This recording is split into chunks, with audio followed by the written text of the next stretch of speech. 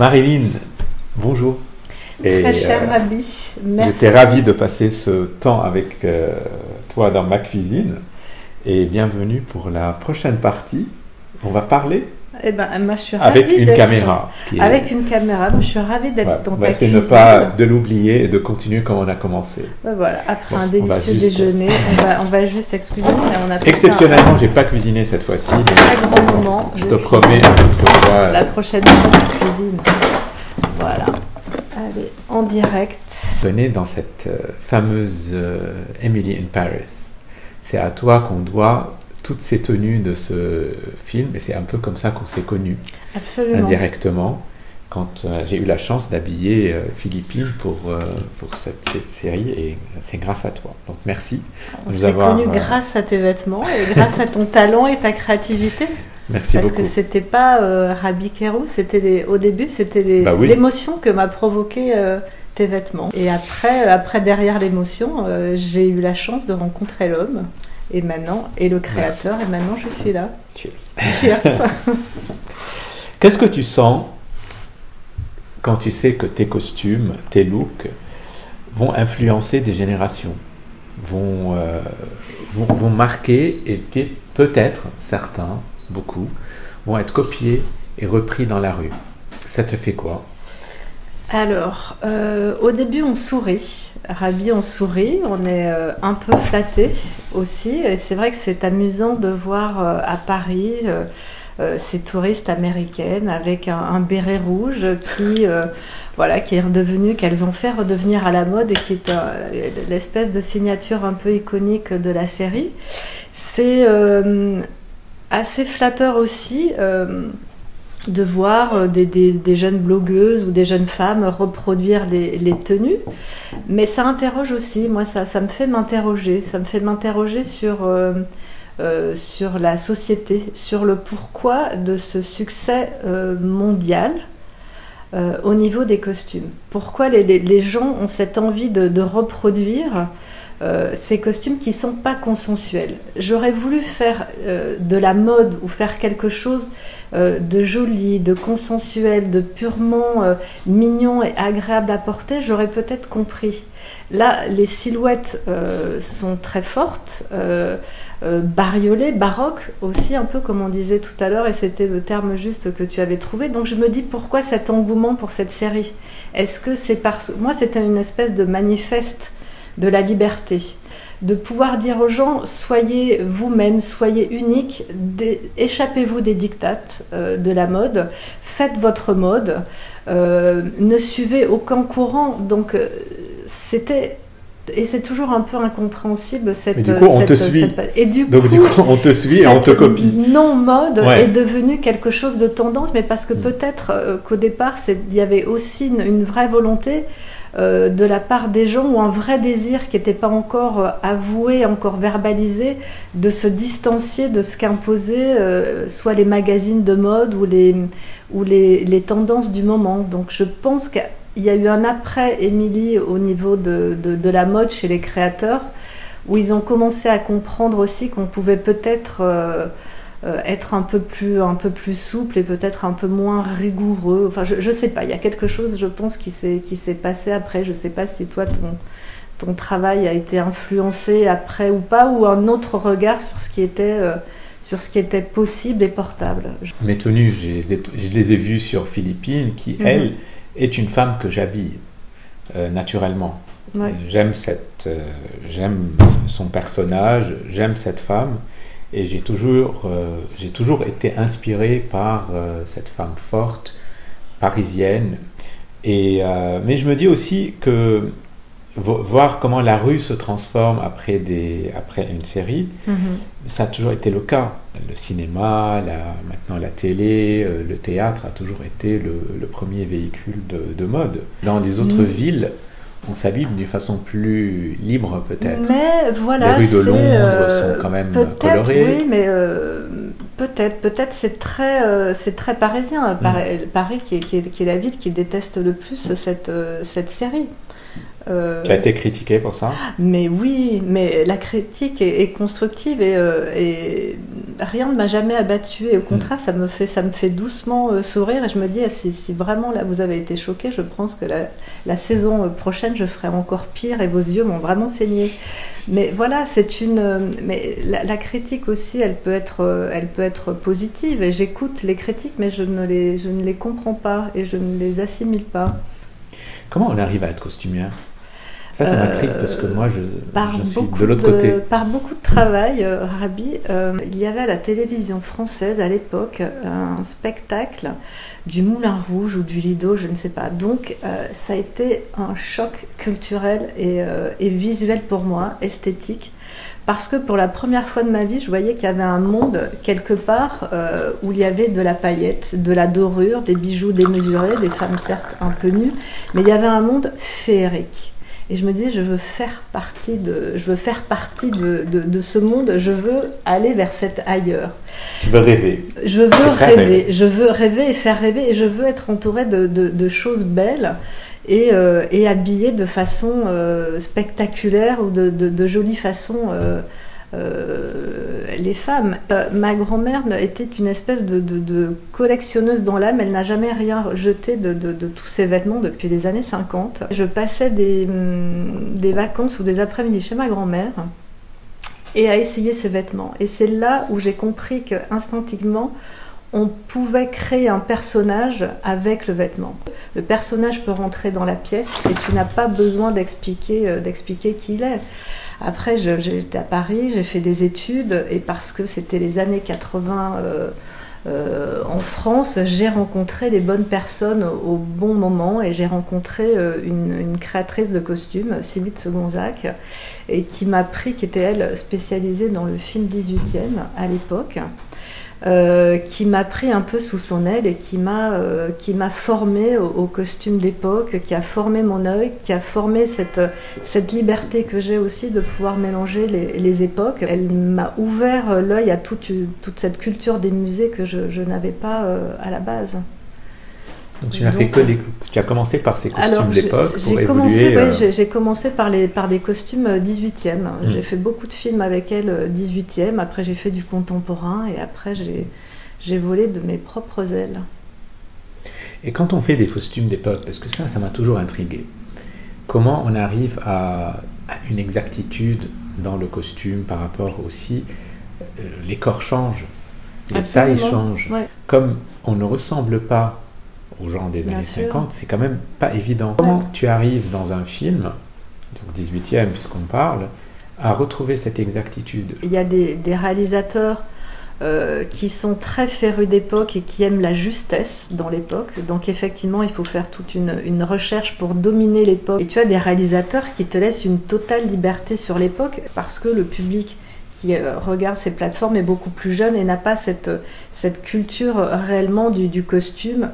Il faut rendre tout ça beaucoup plus sensuel ou beaucoup plus moderne. Notre cas de figure quand on travaille sur de l'époque, c'est la morphologie des comédiens qui a énormément changé. Quand on fait un film 18e en 2023, on essaie de demander tout au plus au casting d'avoir des morphologies d'époque, c'est-à-dire des messieurs qui font à peine 1m70.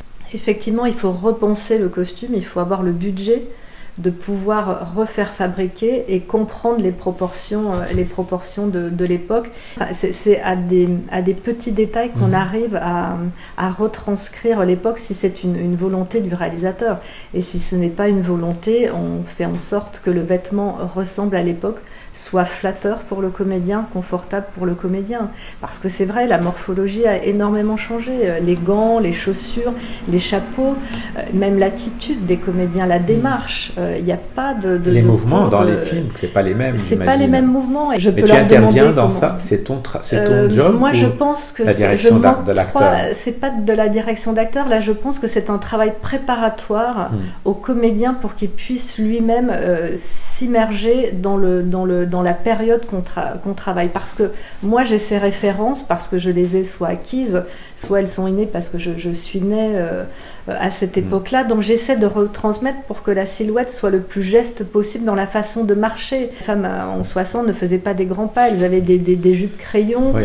Elles avaient des stilettos. Quel aurait été un rêve que tu n'as pas réalisé, un film que tu n'as pas réalisé?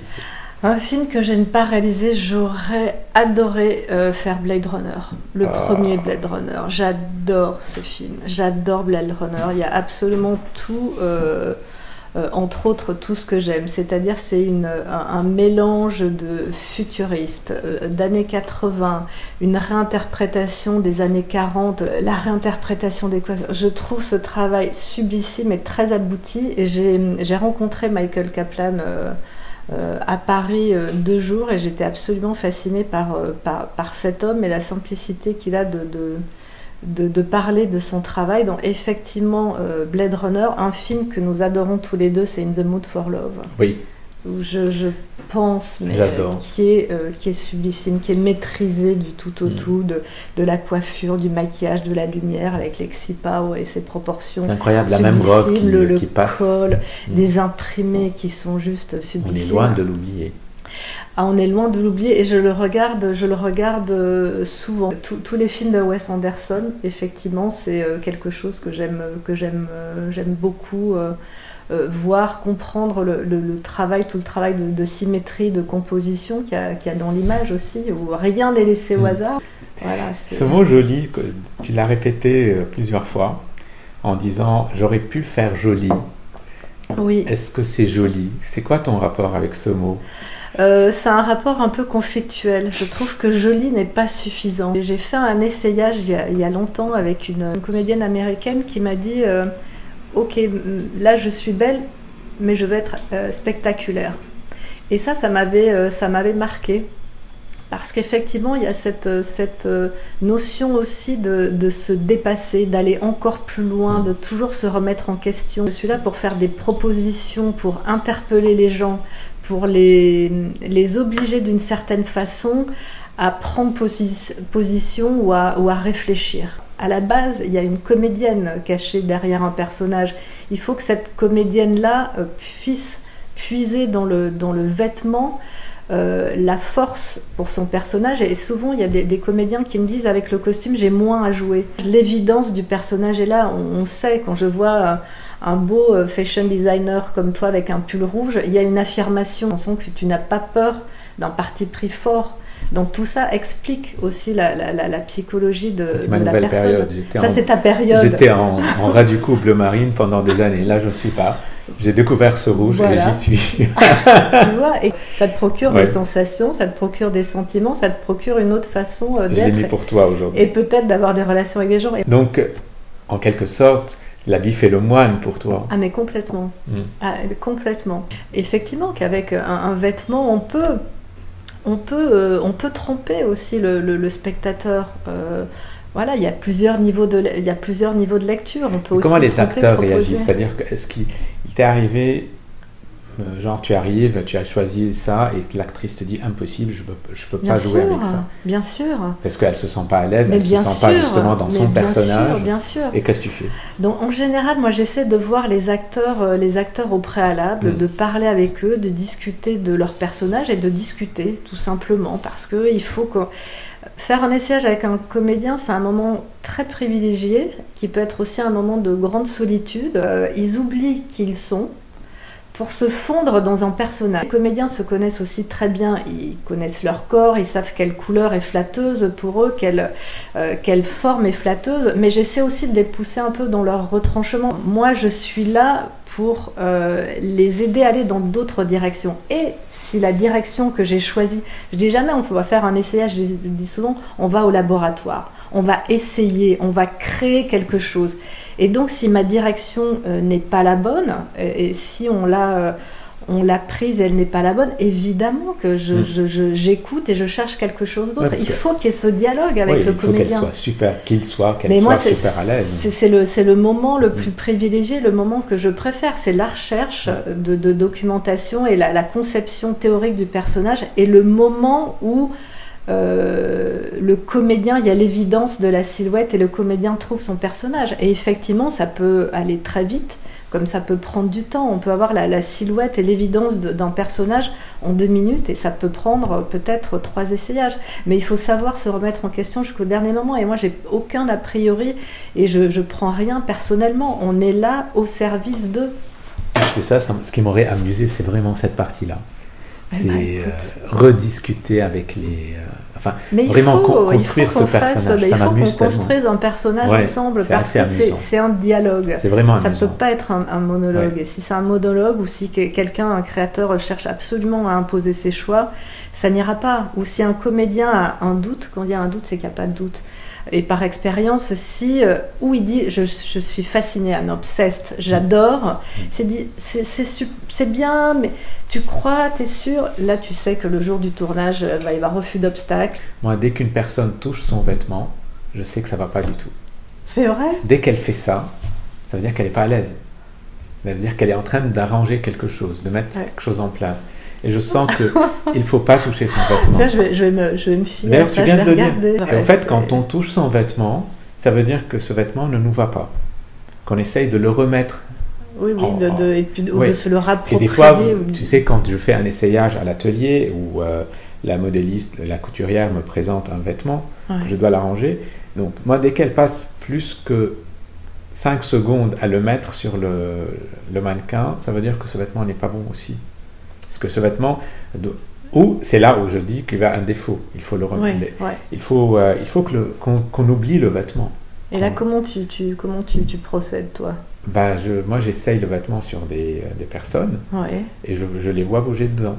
Et c'est comme ça que je juge si ce vêtement est bien ou pas. Tu peux Et j'arrange je refais les essayages, j'enlève les défauts grâce à ces mouvements.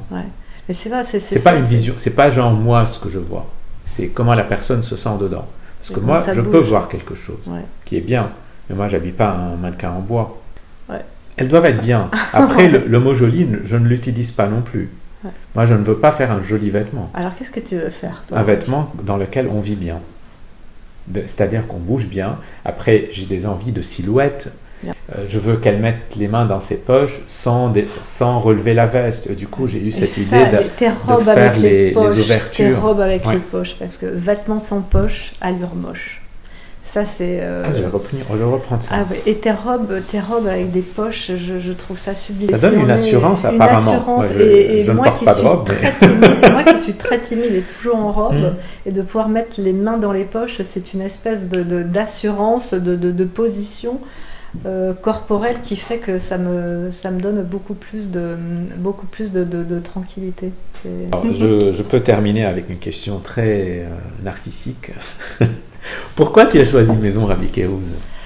Alors, moi j'ai choisi Maison Rabie Kérouz parce que je trouve que depuis des années, ton discours est très différent. Et je retrouve dans tes vêtements une construction, une architecture, un amour des proportions, parce que justement il n'y a aucun colifichet. Moi je pense, Rabie, que je n'aime pas la mode, j'aime le vêtement. Et avec toi, je retrouve le dis, tu sais. Le vêtement.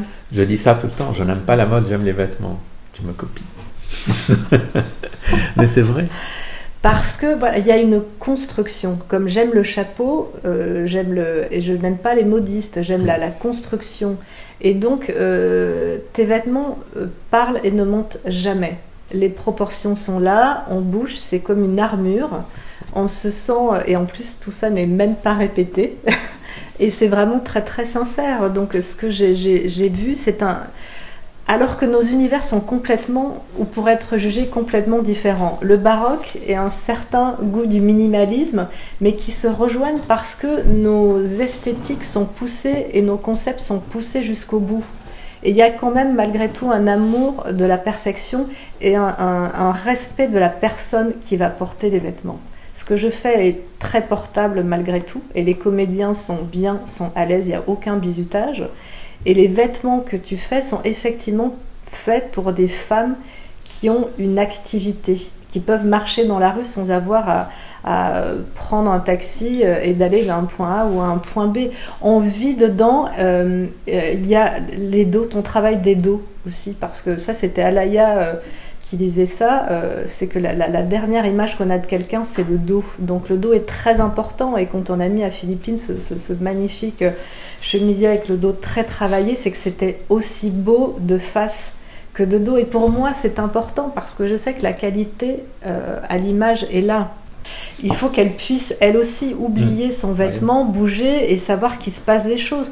Il y a des proportions, il y a toutes ces volumes de manches que je trouve toujours très gracieux et très délicats. J'ai trouvé, et ça correspond aussi à ce personnage de femme, je ne vais pas dire parisienne parce que je sais que ton image de femme est plus internationale, mais c'est une femme belle, mais Paris forte.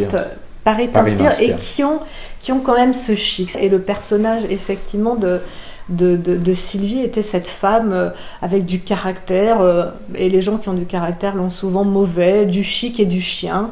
Et voilà, et Maison Rabi Kairouz correspondait complètement à l'ADN de ce personnage. Donc c'était une belle rencontre. Nous étions faits pour nous rencontrer.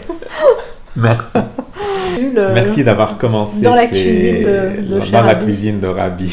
Que je trouve un concept formidable parce qu'on vient d'inventer. Qu'on vient d'inventer, que tu viens d'inventer, mais parce qu'on ne connaît pas nos métiers respectifs, on ne se rencontre en généralement pas, ou parce que... Oui, on se rencontre autour d'un essayage. Et moi, j'avais envie de commencer ces discussions justement avec des gens que j'admire, et des personnes qui ont des métiers que j'ai envie de découvrir plus. On a besoin de l'imagination et de la création l'un de l'autre, parce que moi j'ai besoin de créateurs et de visionnaires comme toi pour nourrir mon univers, et que l'univers que je propose soit le plus riche possible et avec des choses qu'ils puissent découvrir. Je te posais la question de savoir comment toi, quand tu voyais ton vêtement démoli par mes soins ou anobli par mes soins, qu'est-ce que ça te procurait? Moi, j'aime qu'on s'amuse avec mes vêtements.